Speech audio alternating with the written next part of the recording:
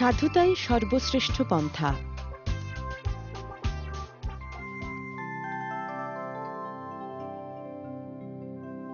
অনেক অনেক দিন আগেকার কথা। এক গাঁয়ে এক দরিদ্র কাঠুরিয়া থাকত। একদিন সে এক গভীর জঙ্গলে নদীর ধারে কাঠ কাটছিল।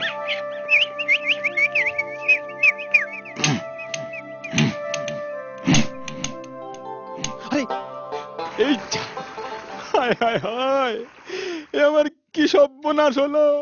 তার একমাত্র সম্বল কুড়ুলখানা জলে পড়ে গেল।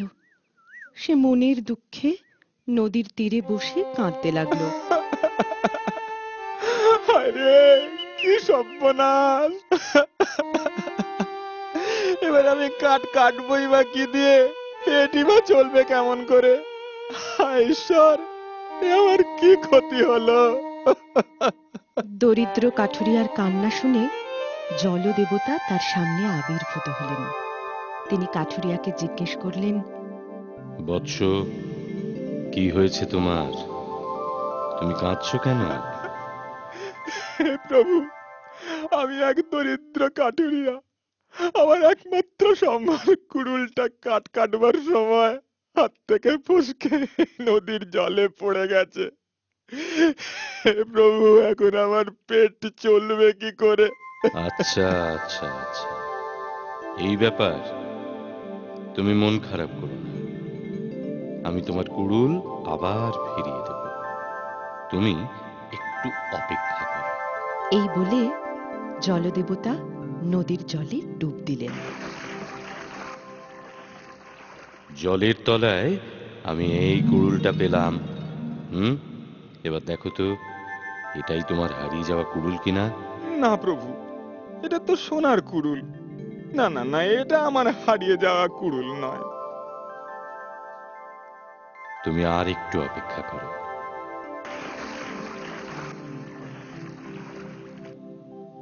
দেখো তো বৎস, এটাই তোমার হারিয়ে যাওয়া কুড়ুল কিনা?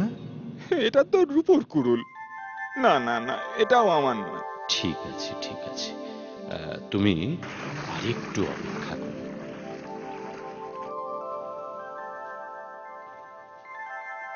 বৎস, এই নাও তোমার হারিয়ে যাওয়া কুড়ুল খানা। হ্যাঁ হ্যাঁ প্রভু, এই তো আমার হারিয়ে যাওয়া কুড়ুলটা। ধন্যবাদ ধন্যবাদ প্রভু, আমি আমি চিরকৃতজ্ঞ থাকবো।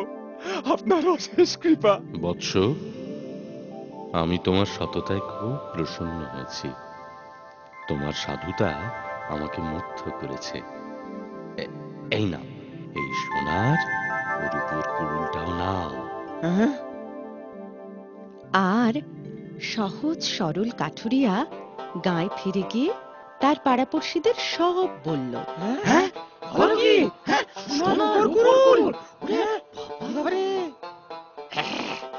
আমি আজই এই নদীতে যাব, আর গাছ কাটার বান করে আমি ওই সোনার উপর কুড়ুল হাসিল করব।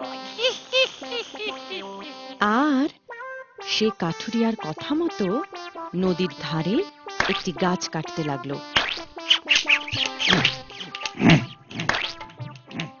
সে ইচ্ছে করে তার সেই লোহার কুড়ুলটা নদীর জলে ফেলে দিল আর মিছি মিছি কাঁদতে লাগলো। হায় হায় হায় রে, কি হলো গো আমার! আমার কুড়ুলটা জলে পড়ে গেল। কই, কোনো দেবতা তো এখনো এলো না। আমার কি হলো গো, আমার কুড়ুলটা জলে পড়ে গেল। এমন সময় জলদেবতা লোভী কাঠুরিয়ার সামনে আবির্ভূত হলেন। বৎস, তুমি কাঁদছো কেন? প্রভু, আমার কুড়ুলটা জলে পড়ে গেছে। দেখো তো, এই সোনার কুড়ুলটা তোমার কিনা? প্রভু, এই তো আমার কুড়ুল। লোভী, তোমার শাস্তি পাওয়া উচিত। সোনার কুড়ুল তো দূর, তোমার আসল কুড়ুলটাও আমি তোমায় ফিরিয়ে দেব না। আর উচিত শাস্তি পেয়ে লোভী কাঠুরিয়া হতাশায় ফিরে গেল।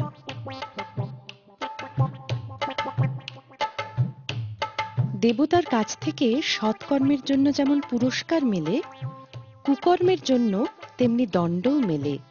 তাই সর্বদা সৎ পথে চলা উচিত।